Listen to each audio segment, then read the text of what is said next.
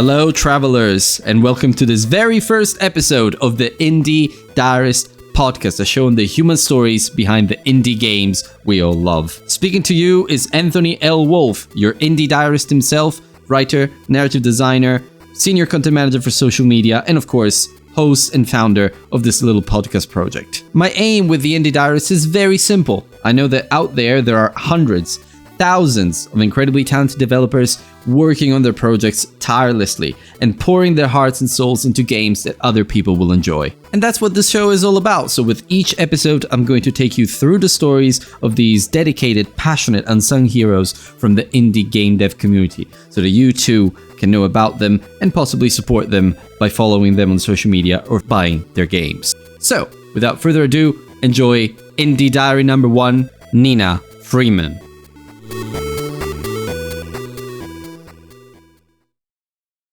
So, today, for the show's very first episode, I have a very special guest with me. That's Nina Freeman, or Nina Marie Freeman. Which one do you prefer?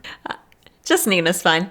Just Nina's fine. Okay, yeah, perfect. Yeah. So yeah, Nina is an incredibly talented developer. I played one of her games many years ago, and I reviewed it for an old video games website I was writing for. And she'll probably correct me on this. The name of the game is Cibele, or Cibele. It's I pronounce it Cibele, but I feel like people have all sorts of pronunciations for it, so I'm okay with anything, because it's also a name in different parts of the world in different languages. Yeah, so that's true. Yeah, whatever works, but I say Cibele personally. So okay, perfect. I guess that's the canon name. Yeah, and that's actually a pretty good way to start. So first off, Nina, tell us a bit more about yourself. Who are you? Where are you based? That sort of very standard stuff. Sure. So my name's Nina Freeman. Nina Marie is my handle on Twitch and a bunch of other websites, because Nina's taken everywhere, obviously. So I added my middle name onto it. But yeah, I'm a game developer and a streamer. I'm based in Maryland in the US, and my focus has been on making narrative games over the years, but I've worked on other stuff as well. I've been making games for about 10 years. Right now, I just work for myself with my husband, Jake, who we're making games together. We've been working on a long-term horror game project for a year and a half now. And we've also recently released Last Call and Nanu's Legend. Nanu's Legend was made for the Triennale in Milan, so that was kind of our last big project. It was a commission for them. Super fun. And yeah, I also worked on Cibele and How Do You Do It, which are two of the better known older games that I worked on. I've worked on a lot of games. It's always hard to be listing them because it's just so many. I started making games when it was still the Flash era, sort of the end of the Flash era. So many small games in the beginning, and now these days I'm working on larger scope projects, and also freelancing with Don't Nod and the folks who worked on Life is Strange. So yeah, but I always work with teams of people, so I'm sort of often the one whose story is put in the game. I draw on my personal life for a lot of these games, but then my friends and co-devs come together and we make games out of these stories. So yeah, a lot of narrative stuff, drawing on personal life, human, mundane, ordinary life stories. That's kind of my focus as a dev. So yeah, that's me. All right. Yeah, no, I remember reading somewhere that you're freelancing for the guys at Don't Nod, and big fan of those guys over there. Played Life is Strange and more recently Vampire, which was what's so cool and interesting in and of itself. But yeah, as I mentioned, I first played Cibele, sorry, about 7 years ago or something, when I started writing for a video game publication. And yeah, it felt so different already back then. It was so heartfelt. It was so deep. There were so many layers to it, even just then. And so it felt unlike anything that I'd played before. So it really opened my eyes and made me realize what video games could really be. But yeah, we will have a chance to talk about Cibele, of course. It's just let's just do a little icebreaker to get started. So, what is your favorite game? And you can choose one AAA and one indie. I know it's difficult. It's a very difficult question for me too. So yeah. Yeah, that is a hard question. I feel like my pick for favorite game is always changing. I guess the game that I am the most fond of from childhood regardless of category, is Final Fantasy X-2, because that was like kind of the first most memorable game I played as a teenager. I think it came out when I was about 14. And, you know, it was the first time I played a game that had protagonists that were similar to me or that I saw myself in, because it stars, you know, three girls with sort of a pop group image. I guess sort of a Charlie's Angels vibe too. I imagine they're kind of drawing on that imagery. But yeah, I loved their upbeat, silly, girly energy. So X-2 really shaped my interest in games from a young age. And I've loved Final Fantasy ever since. So that's probably the AAA one. As far as like more indie stuff goes, or stuff made by a small team, I think probably my favorite is Devotion by Red Candle Games, which is a horror game. Oh, I know that one. Love Devotion. Yeah, that game is amazing, and it's a horror game, but it's really about a very human, grounded story about family and loss and grief. And I could go on. It touches on so many like very human issues, using horror as sort of the narrative device in a super effective way. I don't want to spoil it for anyone. Yeah. I super recommend playing that game. I consider it like a masterpiece, regardless of genre, although it's definitely my favorite horror game. Totally agree there. So, yeah. You know, my hope when asking this question is that I will actually find games that I haven't played before. But actually, I have played Devotion and I loved it. Yeah, it's amazing. Well, I guess in my case, it's difficult too, because as I said, it's difficult for me. The AAA games change all the time, but I think I'm very attached to the very first Kingdom Hearts. Oh, yes. I love that. That was a childhood favorite of mine. Yeah, absolutely. One of my favorites too. And I just love the simplicity of it. The fact that it feels like a fable or a fairy tale, maybe more like a fable actually. And the little love story that is there but isn't there. I think it was just so amazing. And then it became stupidly complex. But yeah, let's not go there. But in terms of indies, I'd say probably To the Moon. That is one of my absolute favorites. Cool. I haven't played that one.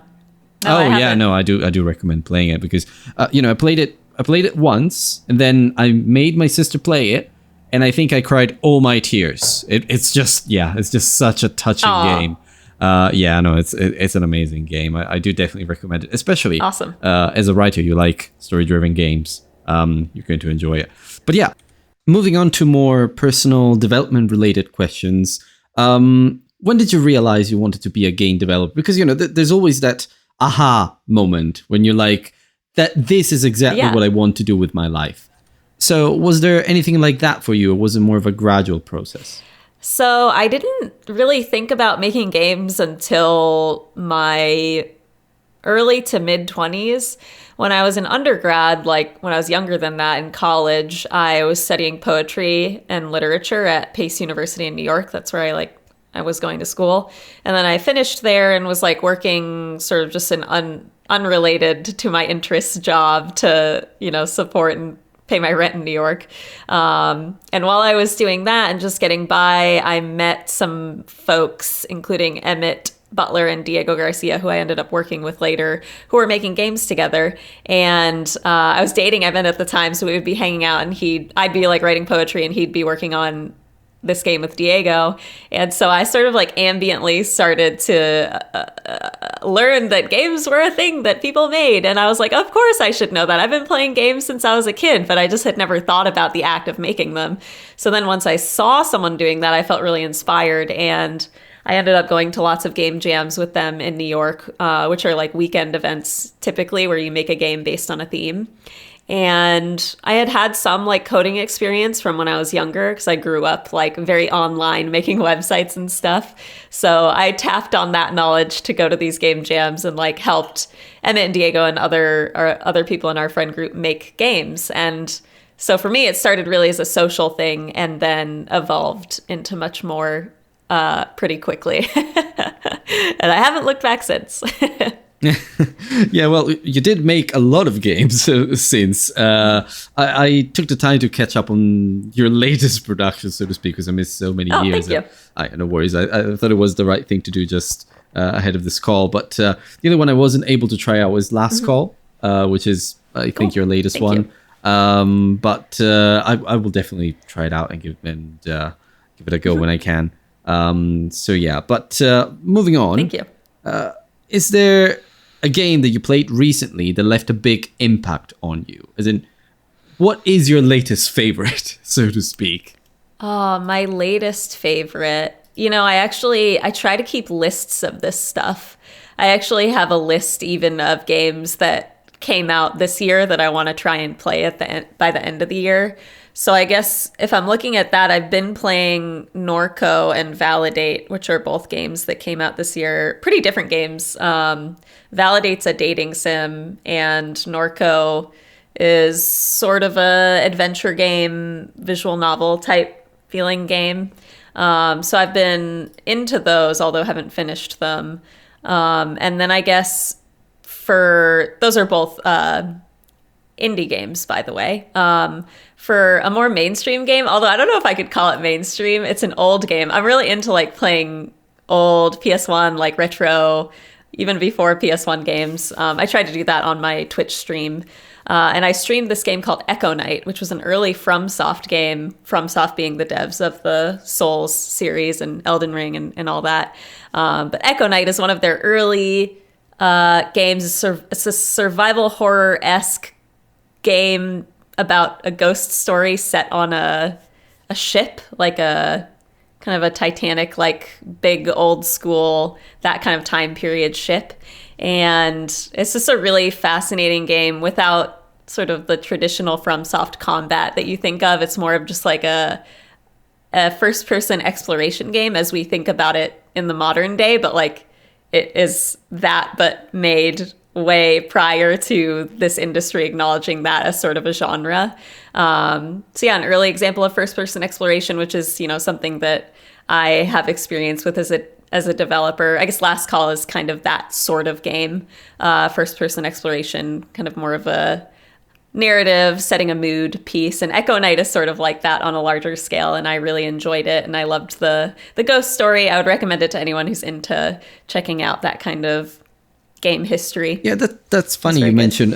From Software used to do a lot of those games, like Kingsfield. I think they did about 4 of them or something, and nobody knows them apart from Kingsfield 4, which is super famous where I come from. I'm native Italian, so it's super famous in Italy, but for cool. all the wrong reasons, because of the awful voice acting.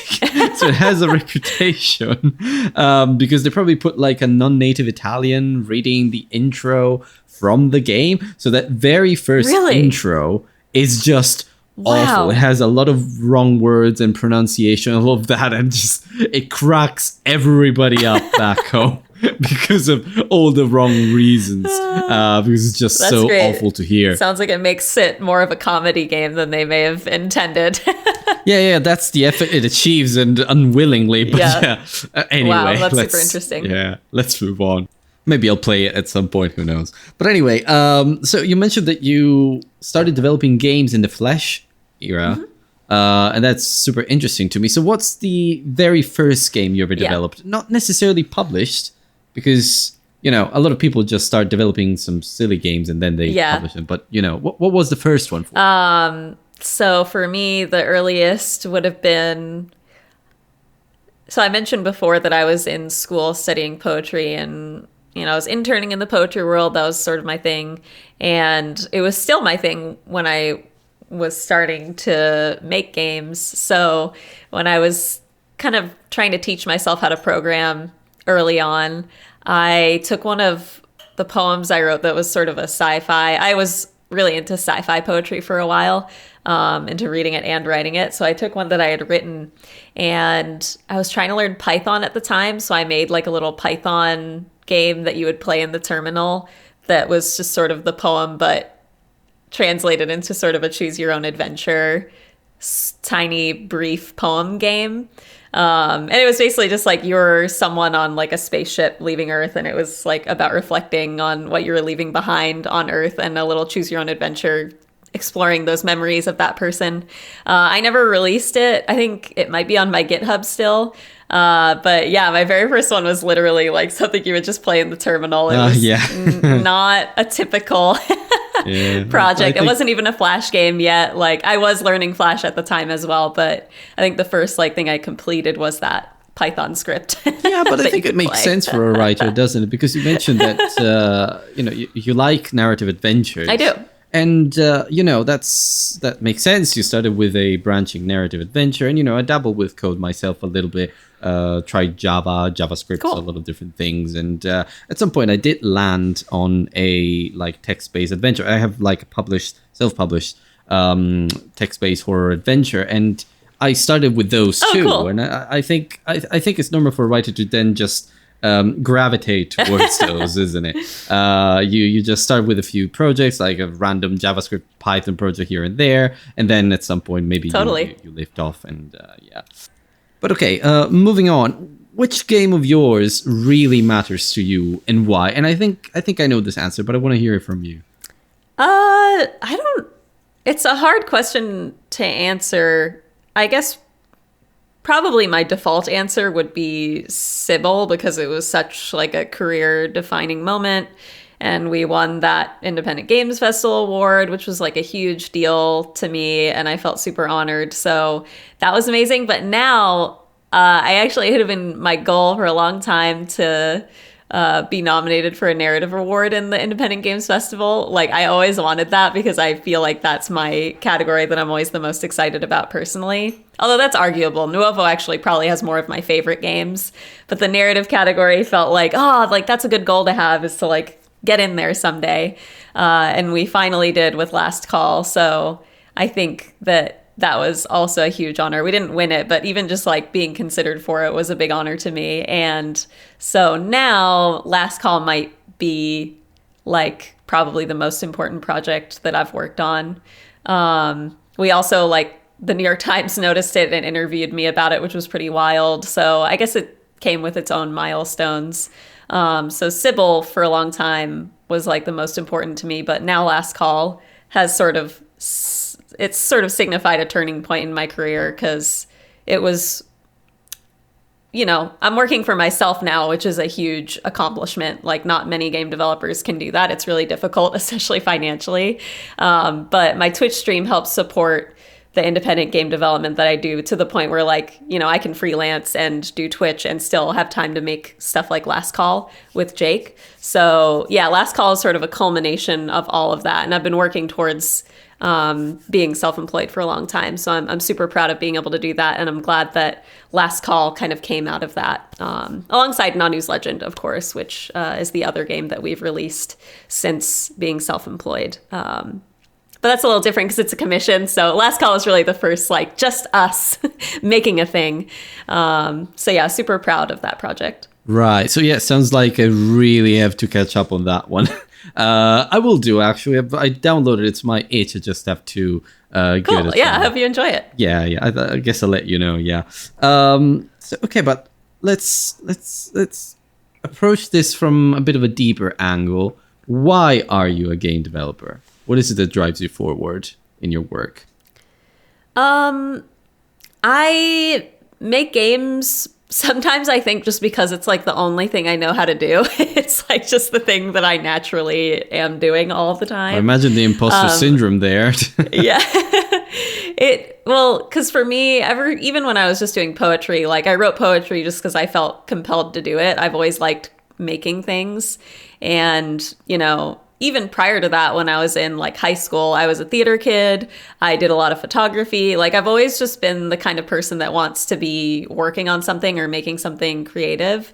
And, games has ended up being kind of the culmination of all that. So games are very theatrical in a sense, but they're also like, in the end, while I've worked on many text-only games, like my passion is being able to combine my interests with the interests of someone like Jake, who is a visual artist, and creating something that is interdisciplinary. So, I've just sort of discovered that making games is so fun because it's interdisciplinary. It draws on all these different creative interests I have. So it's sort of the perfect art form for me. And And so I keep doing it because of that. It keeps me excited. It is a career, so sometimes it can be tiring, but like I usually find a way to make it fun because there's so many different skills involved. And, you know, when you're working independently like this, I'm drawing on all of them all the time. So, you know, it's a fun job. Yeah, I like that one. It's a fun job, yeah, despite the ups and downs, you know. Yeah. So, definitely. well, you may have noticed this conversation is getting a bit deeper. So here's a big one for you. In your games, you always depict a lot of very interesting and personal themes. They feel very personal to you, like sexuality, identity, self-acceptance, and all of those things. And because they're very personal, they feel very much like Nina, which I think is a very brave thing to do. And I'm sure a lot of other people would agree. But how have you learned to separate your work? Have you learned to separate Nina from your games, take critique, and all of that stuff? So when we're working on games, I typically don't refer to like the character in the game as me. I'll like say that's Nina. I'll like talk about myself in the third person, which maybe sounds kind of weird, but I think it is really important to have like critical distance from oneself, at least for my process in writing games that draw on my own life, because ultimately, like, yes, I'm drawing on my own life because it's the thing I know the best, but I'm also trying to tell a story, which means I can't include literally every detail of my lived experience. I could not possibly write down every single thing in every single situation. Each game that I've worked on is like a distillation of sort of a larger lived experience, and I treat it as such for sure. And so that distance between myself and the game and the writing and the design, because they're all intertwined, that critical distance means that like I don't really take things personally when it comes to someone, you know, talking about the me in the game. That's not really me. It's a distillation of something that is true, but it is written as such to convey something intentional. So, you know, for example, in Last Call, which I know you haven't played, but I'll describe it. In that game, it's actually different from all my previous work. It's the one game where you're not playing as me, but you're like learning about me through poems scattered through an apartment. So you're actually playing as yourself, moving through like my personal space and learning about my experience with domestic violence. And in the game, you're talking into the microphone and responding to the poem as you read it. It sort of asks you to talk to it as you discover it. So actually, Last Call was the first time I really was experimenting with what if I don't literally like let the player play as me, because I don't want someone to play through a domestic violence situation. That sounds horrible. I don't want anyone to go through it, but I still wanted to tell my story. So, you know, I've been experimenting more with like, I guess, more of me being in it in a different way. Whereas previous work like Cibele, you're playing as me in that game. That's a game where you're playing as me, playing an MMO and having a romance in that space. And in that game, I was very much always like, that's Nina, that's not me. This is like me from 10 years ago. It feels like even like a different person in real life. So, you know, whereas the Last Call experience was much more recent and felt more like fresh. So, you know, I'm always trying to experiment with different levels of closeness to my work. And, you know, Last Call has been maybe the most intimate. But that's why in that game, we have such an intense mechanic of like, you actually have to talk to the game. You can't progress in it without responding to my story. So yeah, my sense of like self in games is something that I've played with a lot over the years and I think about a lot, but it's something that is also always changing. Yeah. Yeah. And I'm sure a lot of people will agree that it's not easy to put yourself out there. So that's that is really something that's honorable. But you know, that mechanic of blowing into the mic and the fact that you put a lot of yourself into that game, I think this is making me want to check it out even more. So I'm sure I'm going to enjoy it. But actually, this is a nice segue into the next question, which is, do you ever feel lonely or discouraged as an indie game dev? And I know you mentioned there are some ups and downs. And if you do, how do you cope with that? Is there anything you want to share for other devs? Yeah. You know, that question is sort of tied to our pandemic world at this point, I would say. I feel like answering it is inextricably linked to that at this point in my career. Before the pandemic started, I was very much the type to like go out to a lot of events, and like I'm an extrovert. I love to like socialize and connect with folks in person in the industry. And now that is no longer like as possible as it used to be. So my approach to has changed. So I used to be like very socially involved with stuff, but now, you know, I'm not going to as many events because I'm still super careful about COVID, but I do stream on Twitch as part of my sort of self-funding process. On Twitch, I live stream myself playing games and sort of like commentating on them. So I mentioned Echo Night earlier. I played through all of that and like shared my feelings about it as I was playing it. And, you know, people are in the chat and I'm talking to them while I'm playing the game. So that has sort of become like my social engagement with my audience, with the industry. And it has really, you know, filled that space for me in a super positive way. And I like can't thank my Twitch community enough for really enabling me to be like a self-employed independent developer. They've been so supportive and I adore them. So yeah, Twitch has really become that space for me now that I'm not really going out to in-person stuff. So it was weird to like make that adjustment from doing the like in real life social stuff to just being on Twitch. But I've fully embraced it and I love it there. So I guess it has been lonely at times, but I stream like 4 days a week. So I'm constantly in contact with people. So it actually doesn't get very lonely. And Jake and I both work from home. So I'm still like making games with people. It's awesome. And also I mentioned I freelance with Don't Nod. So I have a lot going on. I'm too busy to be lonely these days, which is nice. That's how I like it. Yeah, and one thing I've noticed about Twitch with streaming here and there and all of that is that you really attract the community that you deserve, the community that you want. So there are a lot of nice streamers and very positive streamers out there who attract a nice group of people, very nice people around them. And that's the best thing ever, because then you create a safe space around you, a safe and supportive space around you. And that really works for that person. It really helps you build that community you want. But yeah, so now, if you could change one thing about the gaming industry, what would it be? And I guess this is an important question for a lot of people, really.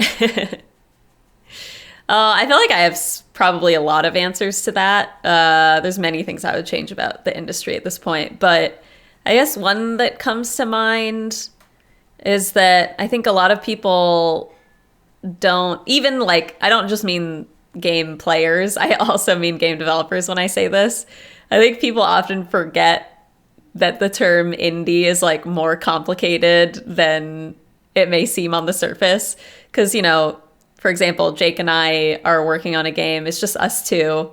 We're self-funding. We don't like have a publisher or anything for our horror game we're working on. And that is like a completely different scope from other like indies that might have a publisher. So, you know, anything from... the guys under Devolver, for example, or Annapurna. Or like Annapurna or whatever like that. And some of those teams are really small too. Probably some of them are only 2 people, but having the support network of a publisher is like a completely different experience from like what Jake and I are doing. So I kind of just wish we as an industry had better terminology for that, because it can feel weird. Like, say I'm judging for something like an award or something. It's hard to compare a game made with a big budget to a small budget, which is what indie games are. The budgets vary like wildly. And that is not always something that is super visible. So, you know, I wish there was a better way to like talk about all of it. It's a complicated space. And I think not all indie games should even be compared to one another because they're just made under such different circumstances. Yeah. Not all indie games are made equal, definitely, yeah. Yeah. And also it depends on like where in the world are the devs based? What access to resources do they have? Are their publishers local to them? Like, these things really matter when discussing indie games. and it's just not really talked about because people just want to get excited about indie games. And unfortunately, usually that just means the most visible, which means it's the ones with publishers, which means it's the ones with the most money, which I could go on. You know where I'm going. Yeah. I see what you mean, definitely. Yeah. And I think you're raising an interesting point there, because it's something that I talk about with my friends who are maybe just still in games journalism to this day. And it's the fact that the indie term isn't really appropriate anymore. It's just, there are so many realities, so many different facets to being an indie that maybe we need a better term, which could be AA versus AAA versus indie. I don't know. Yeah. But yeah, we definitely need something better. Right, Nina, those were all my core questions for you. Thank you so much for your time and for coming on the podcast. You know, the reason I invited you for this very first episode is, as I mentioned a few times already, I played Cibele a long time ago. It was one of the very first indie games that I ever played. Thank you. Well, from the new wave anyway. And it really opened my eyes as to how powerful indie games can be, and how that personal storytelling can be an incredible tool to convey a message in games, and why games are so unique compared to, you know, mainstream experiences, of course. And even then, you know, I went back to reread my Steam review, and I feel like I missed the mark a little bit, because I wasn't used to being exposed to this kind of personal, immersive storytelling with all the AAAs that came out back then. So it was really a game changer moment for me. So thank you so much for being on the podcast. And are you working on something else right now? What's your next project? Tell us more. Yeah. It's I've talked about it to an extent. Jake and I have been working on this horror game. And actually, while we've been working on it, we released Last Call and Nanu's Legend. So it's been one of those weird projects where I think any project that started during like early pandemic was somewhat subject to a tumultuous life cycle. So that's why we were like working on it, and also made some other stuff to kind of like, I don't know, balance life. Balance it out. But we're back to just working on the horror game, and it is a horror game set in a department store in the 2000s, so when I was a teenager. And it's sort of about, it's a horror game that's going to be about body image issues and my relationship with my mom and my relationship to shopping and to clothes. I haven't shared much beyond that. We've shown images, screenshots, and stuff from time to time on social media, but we're keeping like the details of it kind of secret until, you know, we have more of a trailer or an announcement. I also don't have a release date or anything, because we're self-employed and because like my Twitch community is really supporting this effort. It's awesome because we don't have to be beholden to like strict publisher deadlines or anything. So we're iterating on the game a lot. We've rebuilt it actually like already 2 times, and we have hit the sweet spot. And I think the game is going to be really cool. And we have iterated on the design way more than I would have been able to like in any other kind of working situation. So it's been super freeing to like have the privilege of the Twitch community supporting this project. And I really look forward to sharing it with everyone. I think it's going to be really special. So yeah, I'll share more when we're ready. Oh yeah, that's usually great. On Twitch or like on social media, wherever nice. I am at the time. Really looking forward to it. And you know, I've noticed like an interesting trend in some horror indie games recently, which is all that low poly retro style, trying to emulate, which is a funny word in itself, emulate the style of PS1 games, which can lead to some very interesting results there. So yeah. So if you're doing something along those lines, I think I would enjoy it very much. We aren't doing a PS1 visual style for our game, but I will say I've been super influenced by the haunted PS1 community who do focus on that kind of aesthetic. Our aesthetic will be it'll be different. Mm-hmm. Okay. Jake did the art he's like the visual artist for it. He did the art for We Met in May and Last Call. So the style will probably be somewhat in a similar vein to those. I really like his art style, so I kind of just like let him do what he wants. That's art. I'm like, you do the art. I have no visual you sensibility. You do your art, I do my writing. Yeah, I'm like, you just middle, do that. But yeah, he's been awesome to work with, and each game he kind of brings a new style to. So I'm excited to share with everyone what he comes up with next, because I think it's going to be cool. It's going to be scary. There will be mannequins. They already look really like disturbing, so just look forward to that. Yeah, well, so long as there are no flying bugs, which I absolutely hate, and I found out in Resident Evil 7, then I think I will be fine. So before we talk about your own channels, sure. Do you want to shout out to any other game developers that you admire? Well, yeah, of course, Jake. Let's see. So I'll tell everyone my like to-do list of games I want to play from the last year.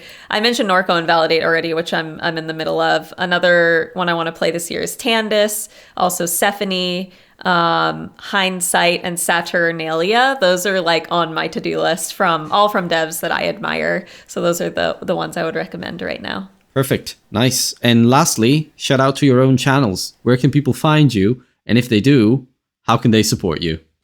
Yeah, totally. So I stream on Twitch 4 days a week. My handle is Nina Marie, NinaMarie. And on Mondays, I'm on my friend Britt K. Cayley's channel, BritKCaley. We're playing Mass Effect. It's her first time, and I'm sort of like there as her guest, and it's been super fun. But yeah, that's on Mondays, and my channel is Wednesday, Thursday, Friday. I'm playing Fallout New Vegas for the first time right now. And then otherwise, I'm on Twitter at PersicomNina. I also just like joined Mastodon, and I've been trying that out. So yeah, and I'm on Instagram. All my links are like on my social. My website is ninasays.so. Nina says yeah, and of course, I'll put all of these links into the description of the episode as soon as the episode comes out. Thank you. Thank you, Nina.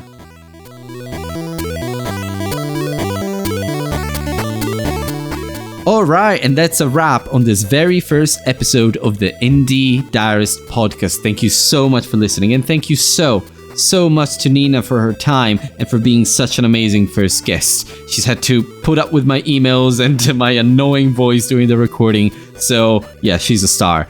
Please give her a follow because she deserves it all. So, if you guys enjoyed this episode, please subscribe to the show. There's a lot more coming in the future, and there's also a Discord server now. Now, this little outro bit is being recorded a lot later and after the original episode was recorded and went live the first time, because I felt like it needed a bit of polishing, so I went back and re-recorded a few bits. So, there's now a Discord server. You can go onto the indiediarist.com and you can click on the link so you can join this positive, inclusive, fun, and also very lovable community of indie game lovers. Also, you can follow the show on Twitter. You can find me at the Indie Diarist if Twitter is still live in a couple months, which at this rate is very unlikely. But yeah, you can also find me there. And lastly, if you're an indie game developer yourself, I would love to hear from you, because I'm always on the lookout for interesting stories to tell. So until next time, guys, speak to you in episode 2, Thomas Kildren.